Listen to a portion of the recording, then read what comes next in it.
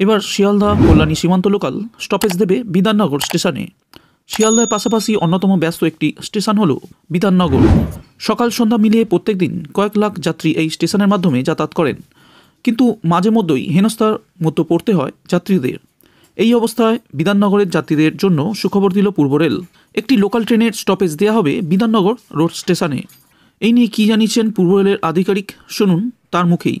বিধাননগর থেকে যারা কল্যাণী সীমান্ত দিকে যাতায়াত করেন, যেসব নিত্যযাত্রীরা শুধু ট্রেনের ভরসাতেই কল্যাণী যান সন্ধ্যের দিকে অফিস ফেরে, তাদের জন্য একটি সুখবর আছে।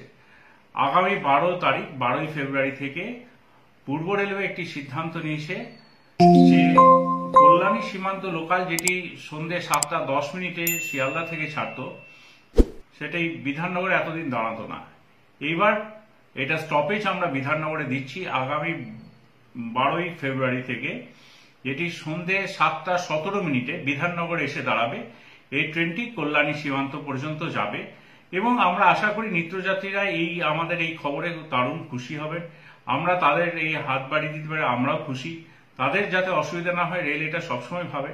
তো আগামী 12 তারিখ থেকে আপনারা যারা কল্যাণী সীমান্ত যান তারা এই বিধাননগরে এবার চাপুন, সেটা সবারই জন্য ভালো খবর। এবং যারা এখনো জানেন না তাদেরকে এই খবরটা জানিয়ে দিন যে আগামী 12 তারিখ থেকে 7:10 শিয়ালদা থেকে যে কল্যাণী সীমান্ত ছেড়ে যায়, সেটি বিধাননগরে 7:17 এসে দাঁড়াবে।